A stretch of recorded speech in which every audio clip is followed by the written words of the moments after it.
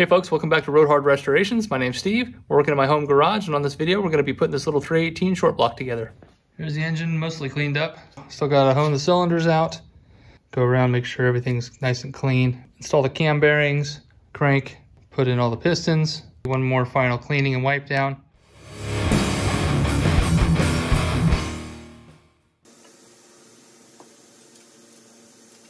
So this is how I pull these freeze plugs, expansion plugs, core plugs, whatever you want to call them. Hit it off to one side. Knocks it free. And I try to grab that before it falls in. I grab a small pair of channel locks here. Pull them right out. Easy peasy. Look at all of this. All of this is going to get flushed out tomorrow. Holy cow.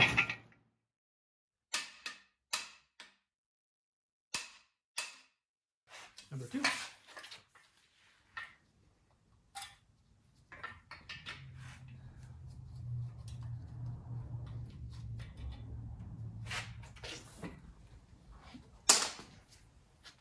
I've done this in the car with the other engine in the 70 Duster. And gotta be careful you don't drop it, the bearing down in the pan. So just like I did there, you can actually fish it out of the top.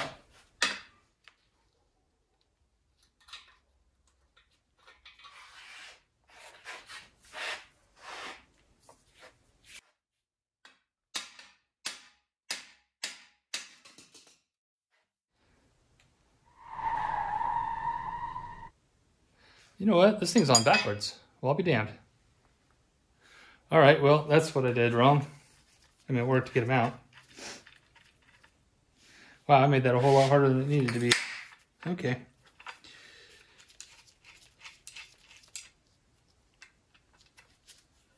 Okay, let's try this again. Huh? You guys are probably looking at me like, oh, I'm like, hey, stupid, you got it on backwards. Well, I realize that now. I wonder it didn't go on very easily. Okay, so goes on this way. This captures it in there. That makes a whole lot more sense. This holds onto the bearing. That's how I did it. Okay, so when I did this in the car, I had it assembled right for the first of all.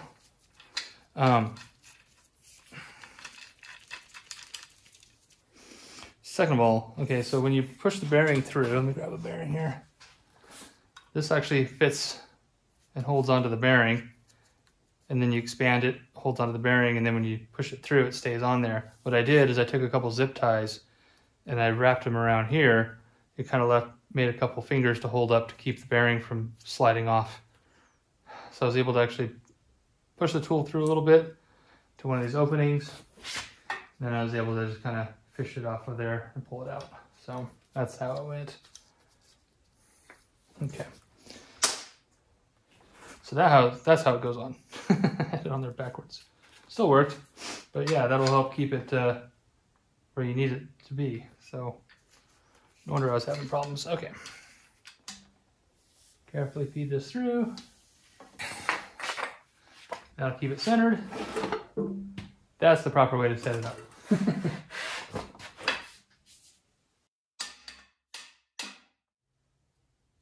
All right, got the rear cam bearing out.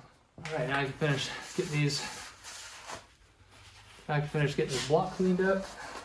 Here are the cam bearings. Thought they were going to be okay, but oh, which one was it? Oh, here we go. You can see the bearings are kind of, at least this one is kind of toast.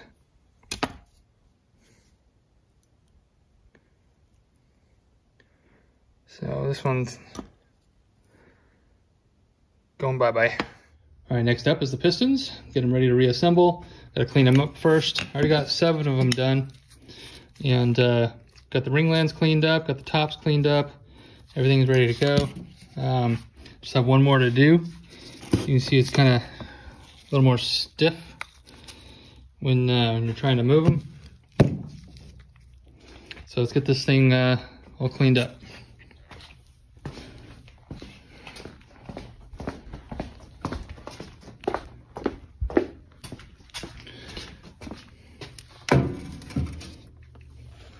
All right, got them in the parts washer here. First thing you want to do is you want to pull the rings out. You can see I've already done the rest of them, just kind of throw them in there for now.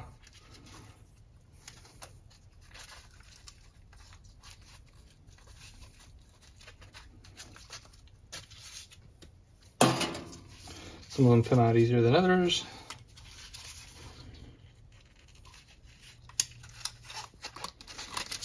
Try not to score the piston when you're doing it, scratch things up.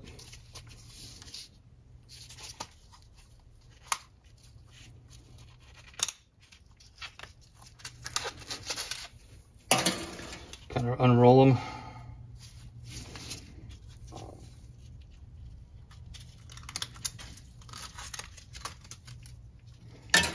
All right, there we go.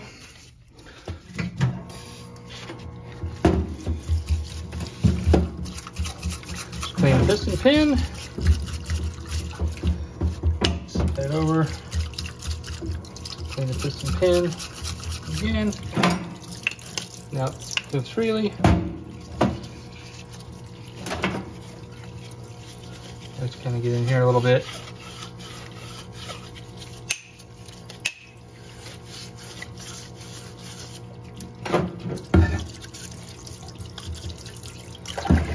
So I'm gonna go ahead and take the cap off here.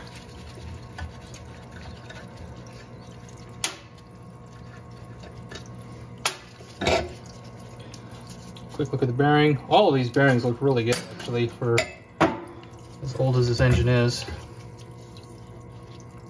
I have no concerns with the crank.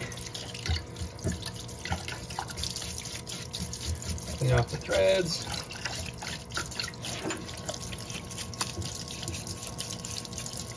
Wash off the cap. Now you can use like brake cleaner or whatever if you're doing this at home and you don't have a parts washer. They also sell smaller home units as well. So what I like to do is I like to put this back together because while you're messing around cleaning this thing, you don't want to smack your threads up against something inadvertently and mess things up.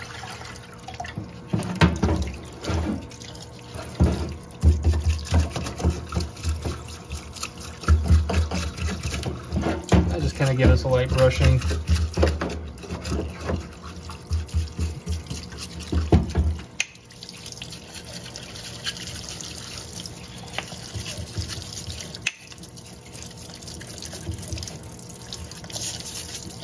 Alrighty.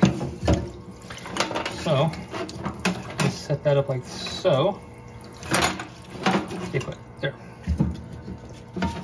Take my red Scotch Brite, and I'm not like sanding the sides or anything. I'm basically just kind of taking the varnish off. Not really pressing very hard. Just kind of going around.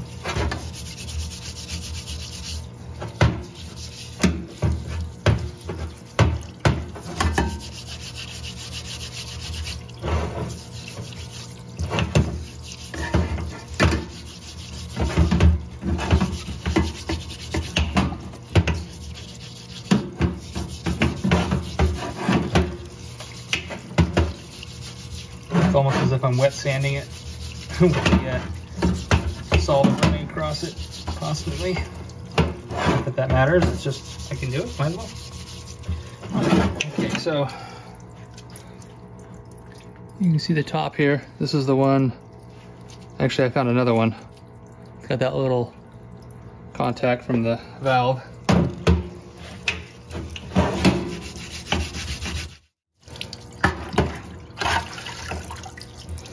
Alright, so now clean these grooves out because you don't want to leave all that gunk in there. You want to clean that out. So I got one of these.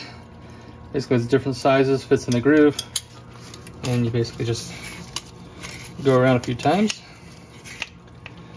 and you'll see the buildup on the back side of this. Now I don't flush it down the solvent tank. I rinse it off in here because all that sediment will run to the bottom of there. Then I can drain that back in there, because it recirculates, and then I can wipe out the dirt so I don't just kind of fill up my tank with sludge. Makes it last a little longer.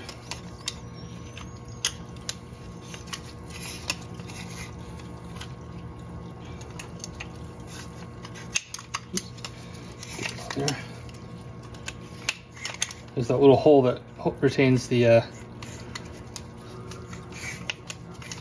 oil rings, and it's caught on there. All right, now to do the smaller rings, back this off, turn it around to the right selection, tighten that up. Now you can use one of your old rings. You can cut it if you wanted to. Use one of your old rings and, you know, scrape it as well. But I got this tool, so I'm going to use it. Been in my toolbox for years. I think this is only the second engine I've ever used it on. Usually when I'm doing a rebuild, going with all new pistons, so don't just do this step, new pistons. There, you can see all that gunk on the bottom here.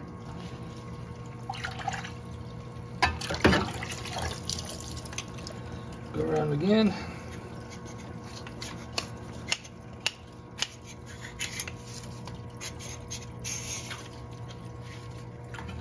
Can even turn it around, go the other way. That scrapes all that carbon and oil.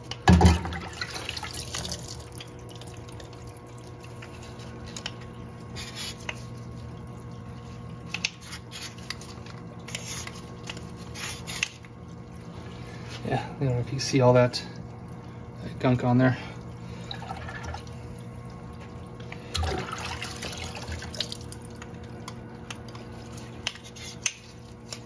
So this doesn't take too terribly long.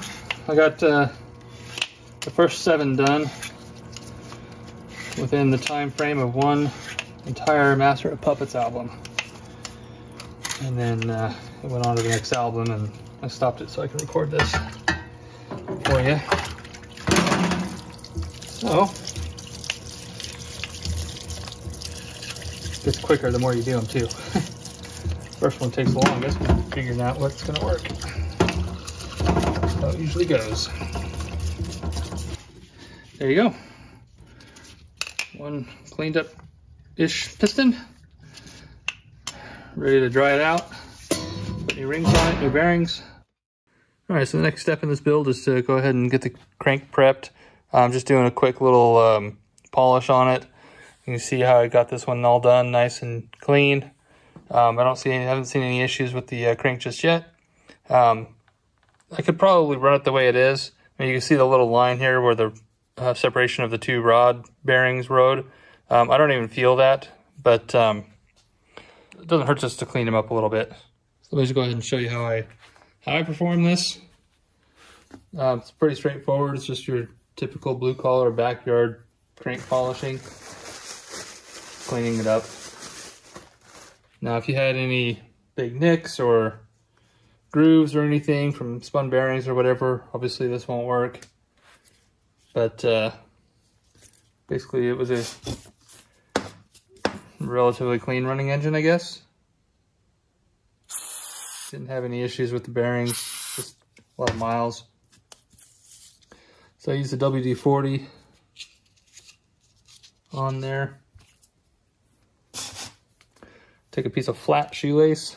This is actually a lanyard, or what's left of a lanyard. You don't want one too wide, because then it trips up on itself, you'll see. So basically like that, wrap it around a little bit, and then just go to town on it. I just cut these strips to fit the journals. Hold it taut, turn the crank over. I don't know if it's really necessary, but now I'm putting upward force on the opposite side of the bearing journal. It's wrapped around, so it should be pretty uniform, but just in case it's not, I like to do it this way.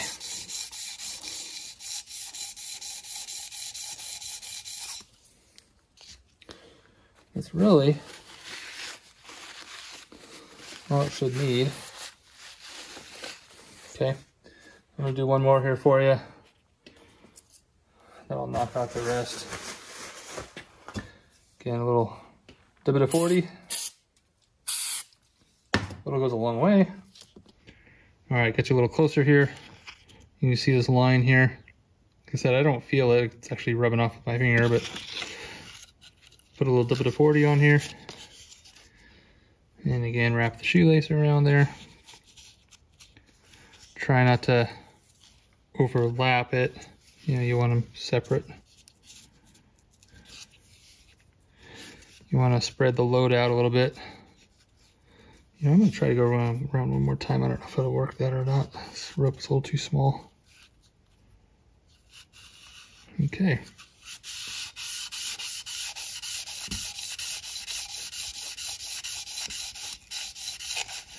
Yeah, I don't like that. I'm going to go back it off a little bit. Oops, put the camera here. And like I said, I like to kind of change the angle that I'm pulling on. We're just cleaning it up. We're not taking anything off of it, really. Like I said, I like to rotate the crank a little bit. Yeah, came undone a little bit. All right, well, let's kind of see where we're at here. Maybe good just like that.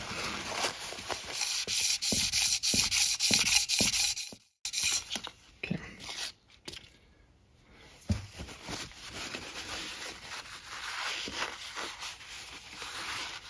Alrighty.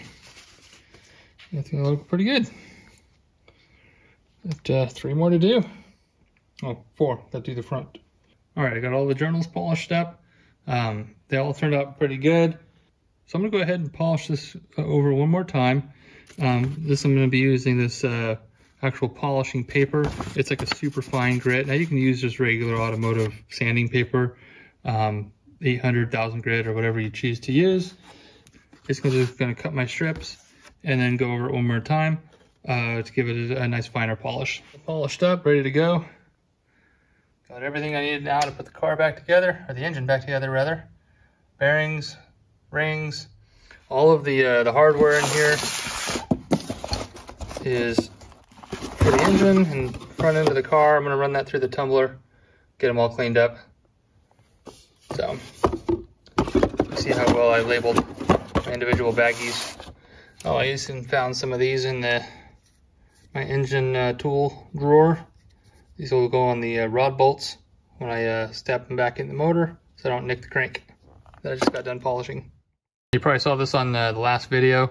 This will work okay. Making a crosshatch, or if you had an old engine with rusty cylinder bores, you just kind of wanted to clean them up. That would work just fine as long as you know your cylinders, perfectly round and no issues with it. I'm going to use this 3-stone cylinder hone. So let's get going.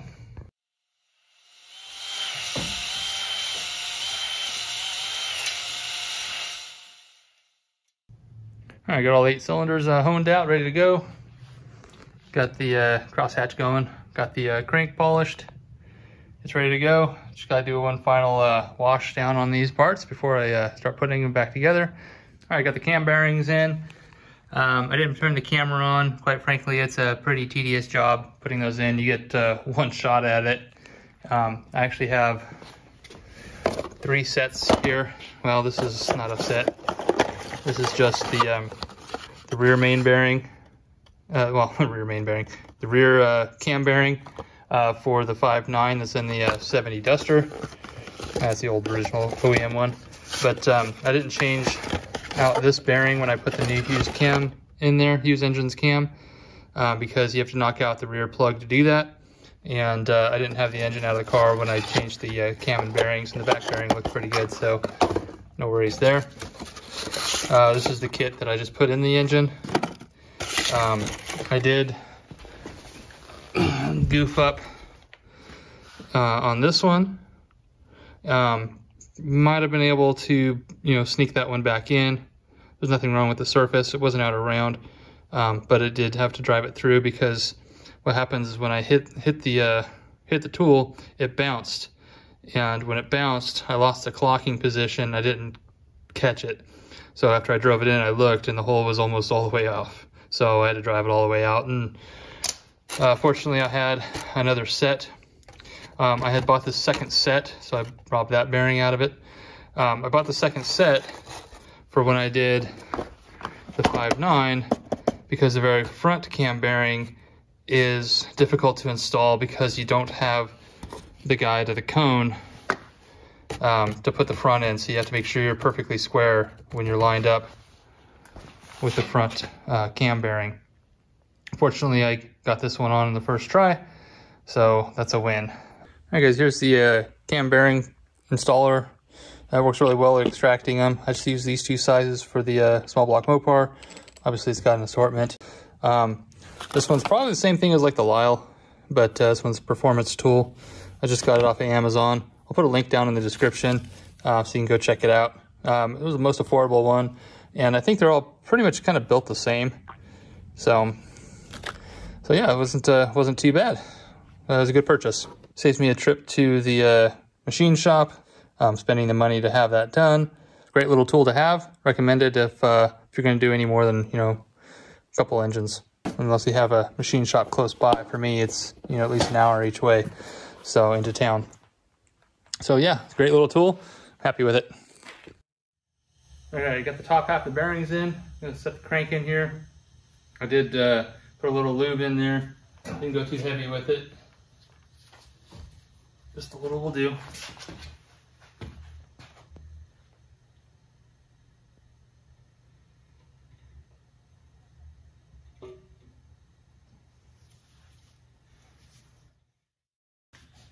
Getting the rear main cap ready to go on.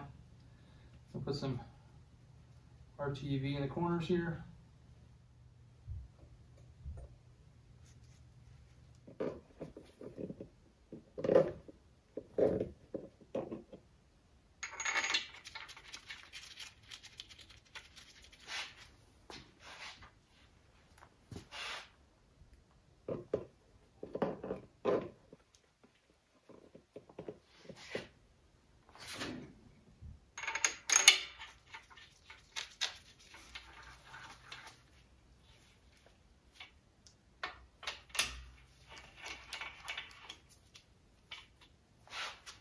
When you're doing the center cap that has the thrust bearing in it, gotta remember to lubricate the sides as well.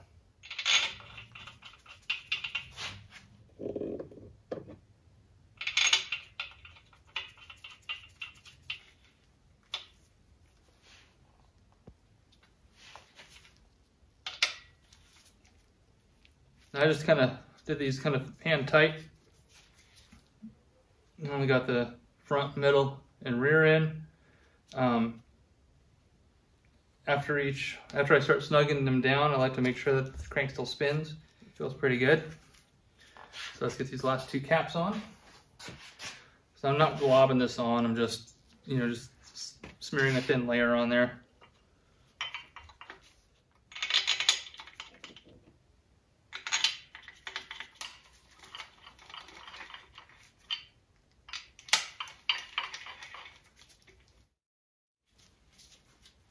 This is turning really smooth.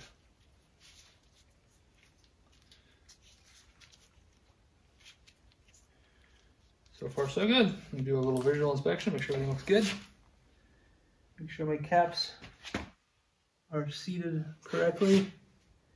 Don't have anything that's obviously misaligned. Not falling down in the registers. Okay, looking good. Check this torque specs and then snug her down. All right, we've got the crankshaft installed. The main caps are all torqued down. Time to put all the rings on the pistons. Just putting the oil control ring on here now.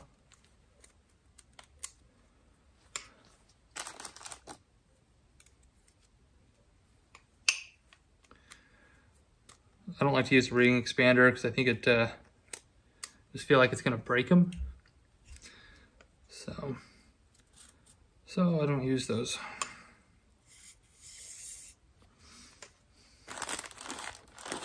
I just follow the instructions for your ring set. Keep everything separate. Pay attention. I don't know if you can see that or not, but it says top on there.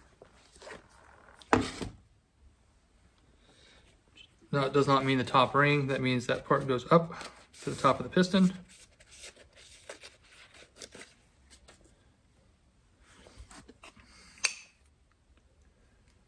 I'm just going to shove it in there. Kind of roll it on.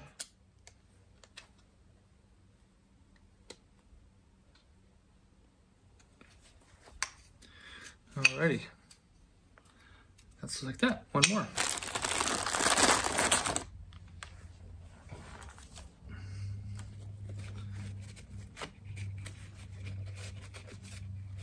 Just kind of cleaning them up a little bit, getting any debris off of them. Now this top compression ring doesn't have any mark, no dot, no text to say top or anything. So that means, according to the instructions, it can go on either way.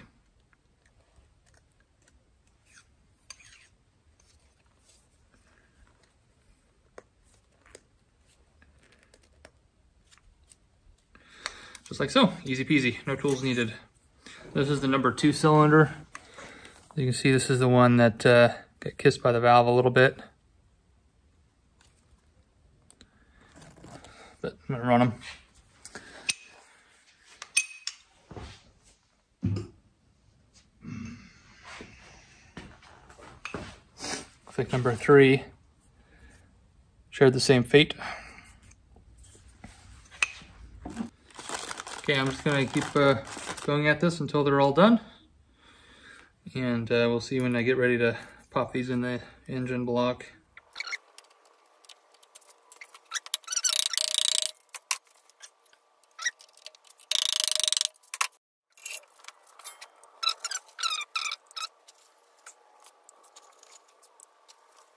All right, 4 down, 4 to go. So I did keep each piston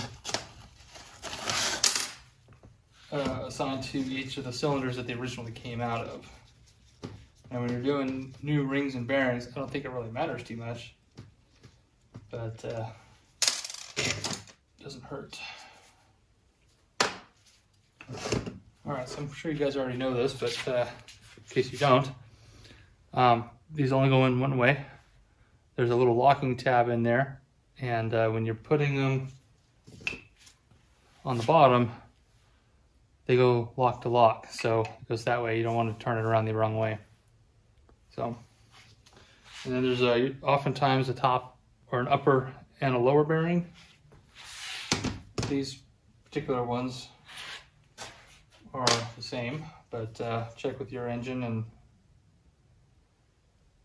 bearing manufacturer, see what your engine takes. And I do like to put a little oil around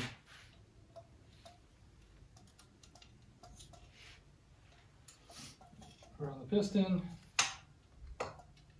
And the piston pin. Kind of give it a fighting chance at startup.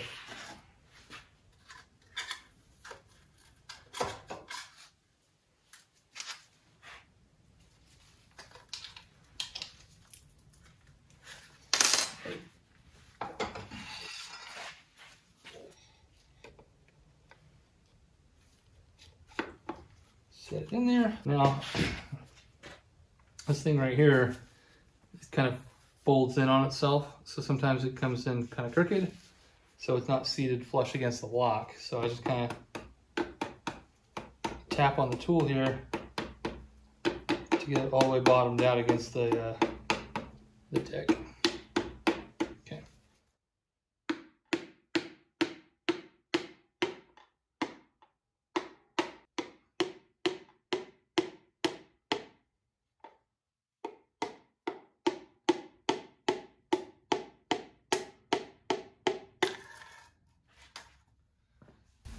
Out of the way.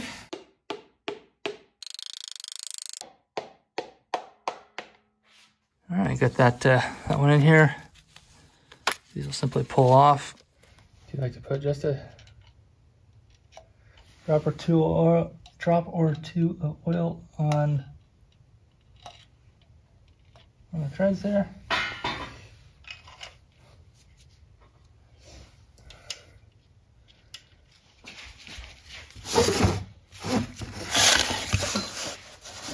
the nuts off, put them on my shelf, waiting for me by the engine. Put these guys on there now before I forget. Make sure the surfaces are clean. Okay. Grab a couple bearings.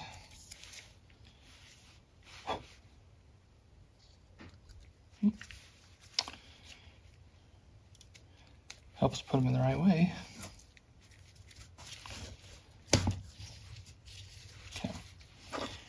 And then this cap here.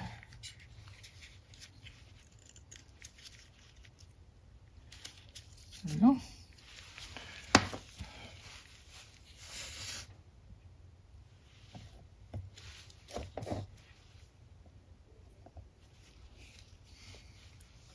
Yeah. So stuff's really kind of sticky, kind of like honey. Not as thick as honey though, but maybe like warm honey.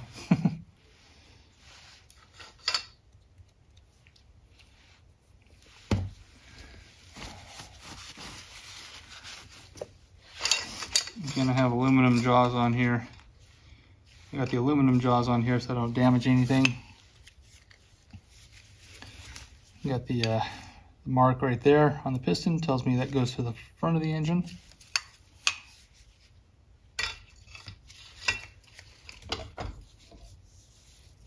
Okay, I do like to add just a few drops of oil here and there.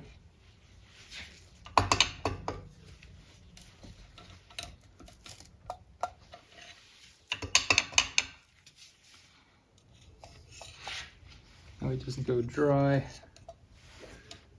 Again, I did lubricate the cylinder walls with just a rag, as you saw that earlier. That guy on there, had that way too big.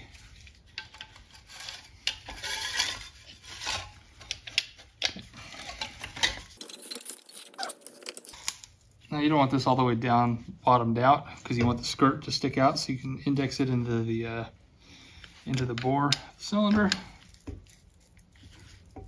That you don't need to crank it down too tight. Make sure your piston is going in the right orientation. Little marks pointing towards the front of the engine. Set your skirt in there. I'm going to tap down on the tool here to get it squared up with the deck. Okay.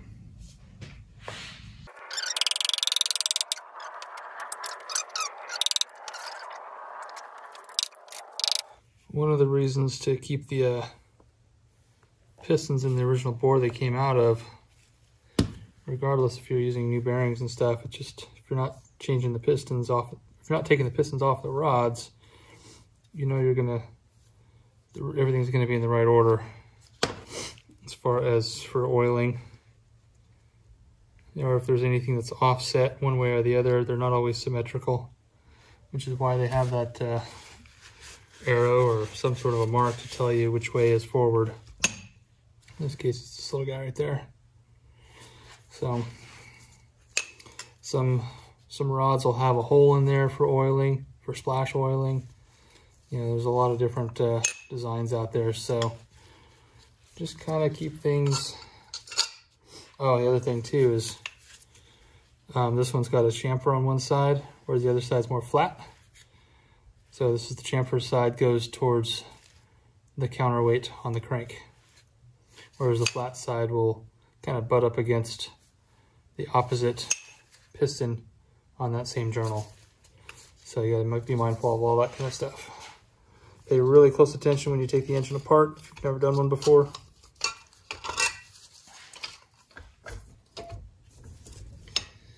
And this is soft aluminum on the vise here, so I'm not worried about damaging the rod.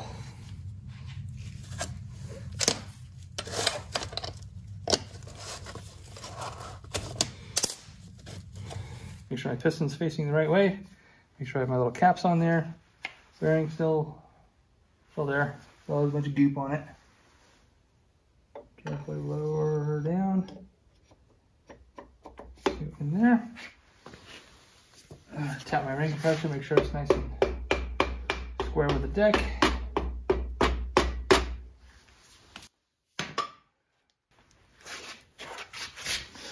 Okay, then I can get here, kind of watch it. Looks like the piston's kind of turned a little bit. So.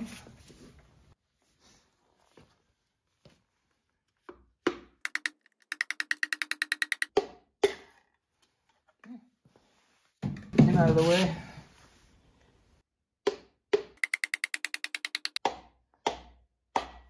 All right, now pull these guys off of here.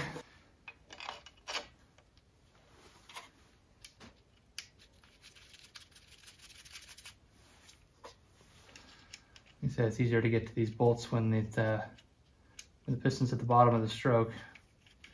Otherwise, you're trying to reach your hand up inside between these guys.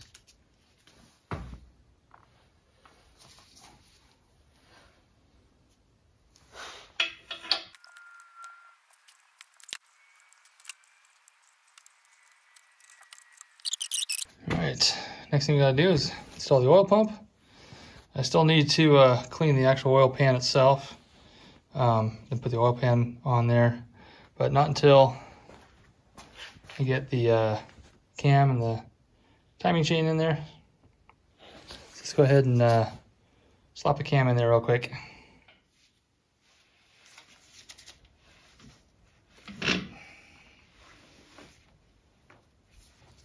Tell you what, this is gonna be a lot easier than doing it in the car, that's for sure.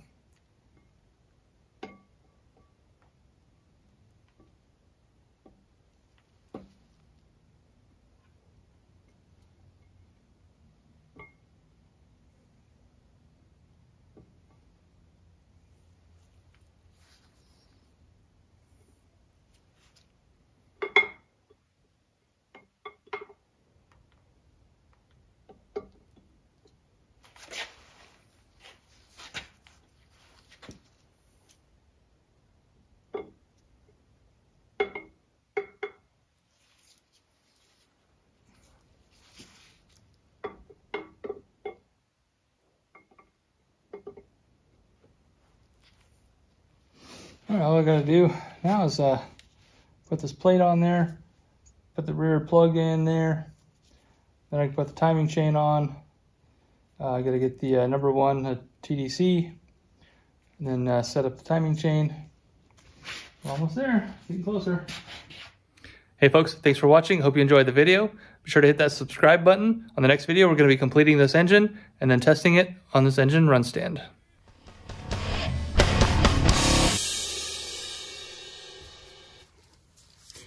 I think it's about time for some ice cream.